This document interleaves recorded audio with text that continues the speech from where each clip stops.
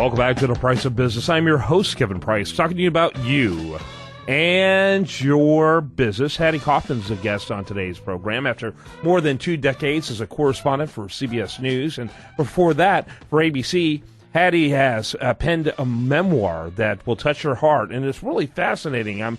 I've read articles about it. I haven't had a chance to read it, but it's a great story. Hattie being the very first Native American to ever file a report on a national network news broadcast. Delighted to have you on as a guest here on today's program. Welcome. Good morning. Welcome. Yeah. Tell us a little bit about your story. Kind of give us a little bit of your background, if you will. Well, basically, it's, hard scrabble. I mean, somebody called it up from your bootstraps, except we couldn't afford bootstraps. We were 7 kids, half American Indian, half white American, moved from the reservation to Seattle. And my parents' marriage was falling apart. We didn't know that. We just knew they were drinking and fighting and disappearing a lot. And it's a story of these 7 kids who managed to make it. I mean, each one of us achieved something in life. We got through some very, very tough times. About a couple decades ago, I think you might remember the book Angela's Ashes. It came out. It was about by Frank McCourt. It was about his upbringing in Ireland. And I remember reading it thinking, wow, somebody else had a childhood like mine. Because all these years working in television, I kind of kept it hidden. It's a little embarrassing. In television, it's a glamorous career, and I didn't want to reveal this. And yet now I realize that none of us are defined by where we came from, and it's actually a story of spunk and survival rather than just a story of, hard times. Yeah, absolutely, no question about it. Tell us, first of all, so where did you grow up? Before you made it, where was your reservation at? The reservation was in Idaho, and then my family moved us to Seattle, where we moved into the housing projects. And they were gone a lot, and sometimes the lights would get shut off because nobody paid the bill. Eventually, we left the projects and we moved into a house, but the similar situation with the lights off or the heat or one time even the water. And I remember as a 6-year-old walking to the gas station with a bucket to come back and, bring it back so we could have some water. So these are, tough lessons in survival. Yeah, absolutely. No question about it. How did you get to the University of Minnesota? Somebody came along to my junior high school, and there was, this is a good lesson in how community leaders can really intervene in the life of a child. This was somebody who came along and said, Hattie, you're smart. You should apply for a scholarship. And I did at an early age, and I began applying for scholarships, and so I ended up at the University of Minnesota in 1972. And I don't know if you remember any of the American Indian news at that time. The American Indian movement was there. They were, a militant organization. They're about ready to go take over the Bureau of Indian Affairs building in Washington, D.C. They took over Wounded Knee in South Dakota. Well, I was this little American Indian 17-year-old on a scholarship, and somebody came to our Indian student group from the university radio station and said, we'd like to have somebody to go out and cover some of these Indian stories that are happening. And I looked around and nobody was raising their hand. And so I did. Even though I thought I was too young, I thought, I'm going to go do this. And the next day I was on the air, and I've been broadcasting ever since. Wow, that's fantastic. I love that. What do you do now? Well, I left CBS about 1.5 years ago. And it's been amazing for me to take some time to actually not have to live at the mercy of a beeper or a cell phone. I wanted to write this story of the Kauffman kids, and so that's what I went to work on. And now I speak to different groups, kind of a motivational, you can do it and you don't have to be defined by your circumstances speech, and I'm continuing to write. I was very happy that my very first book found a publisher, and I know it's a tough business out there, but it's what I'm doing now. Yeah. So where were you in the birth order? I was the middle child, 3 older, 3 younger. So maybe the one that doesn't get noticed. Yeah, exactly.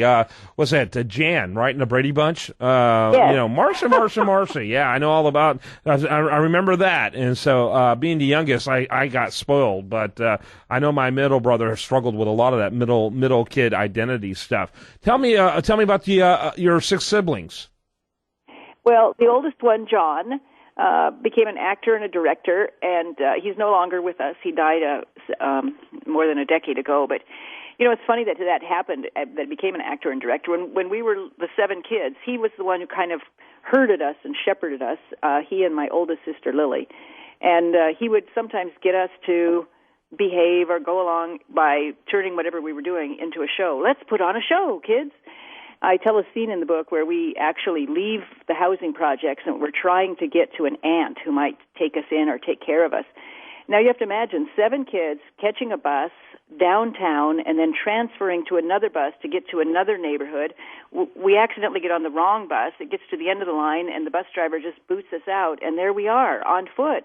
And we have to make it, by walking. And so there's a great story in there where John keeps us going by putting on a marching show, because otherwise we would just have, fallen into a puddle of crying. You've got a baby and a 2-year-old and a 3-year-old and a 5-year-old, and how does he manage to get us all going? So he did that. Lily works in economic development on the reservation. My older sister Joanne has a business with offices in Maryland and in Spokane, Washington. I'm sorry. What is she in?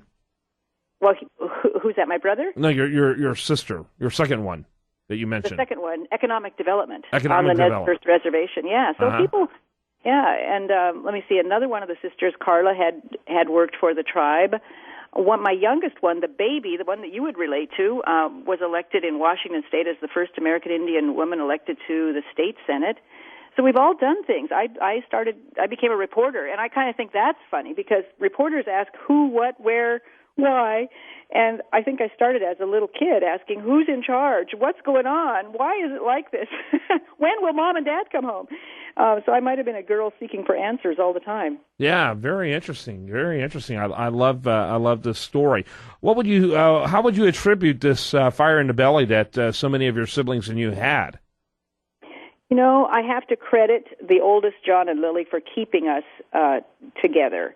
And it wasn't like it wasn't Lord of the Flies. It wasn't kids. That Thank God.